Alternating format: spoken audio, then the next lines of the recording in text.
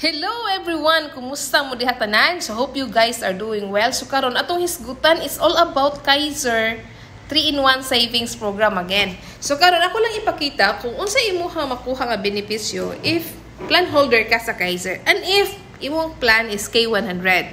Now, so ako na tayo hisgutan. So una, Kaiser is a 3-in-1 savings program. So nana kay healthcare, magamit pang hospital, life insurance, para sa family ng insurance mahabilin, and investment.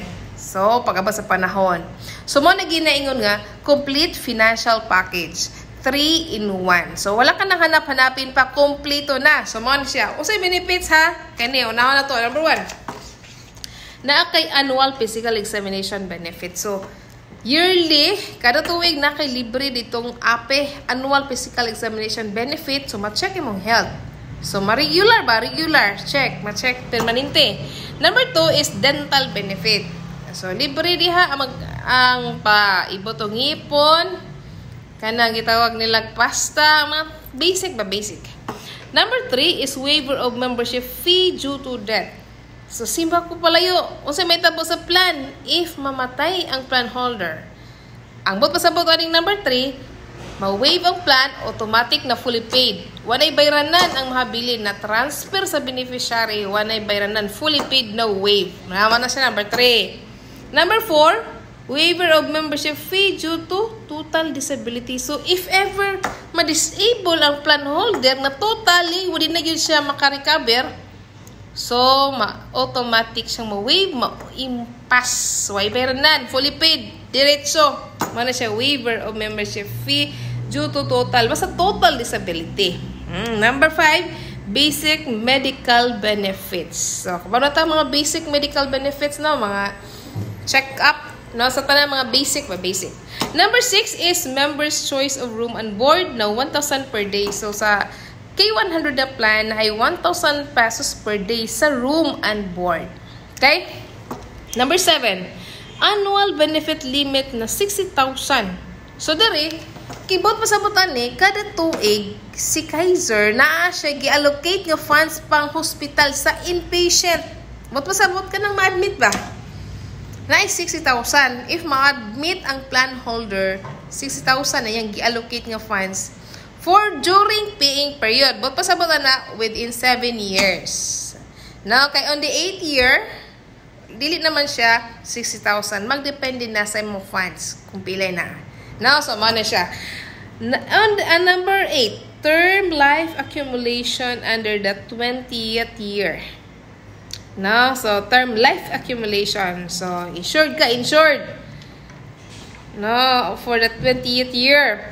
Number 9, accidental death and dismemberment insurance from the accumulation until 20th year. So, accidental death. So, mahitabo sa mahitabo if the plan holder will pass away tungod kay na aksidente. May tabo diha, automatic na transfer sa beneficiary ang iyahang plan, automatic na waive wanay bayranan, and then na times 2 ang iyahang insurance.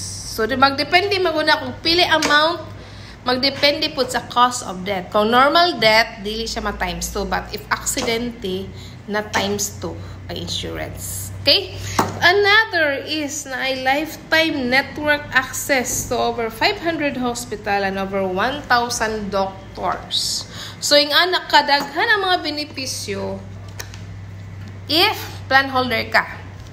And then, sa plan nga K100, let's say for example, at the age of 22 ga start. So, 22 anyos gasugod na kagtigom diya. Nagbayad ka for 7 years. At the age of 29 ni mo, fully paid na ka. Impas na, fully paid na. And then, magpaabot na kang 3C katuig para mag-mature. So, it's a total of 20 years plan. So, pag-abot ng 20 years, nag-mature ng plan, pilay ma-harvest, pilay makuha, pilay natigom.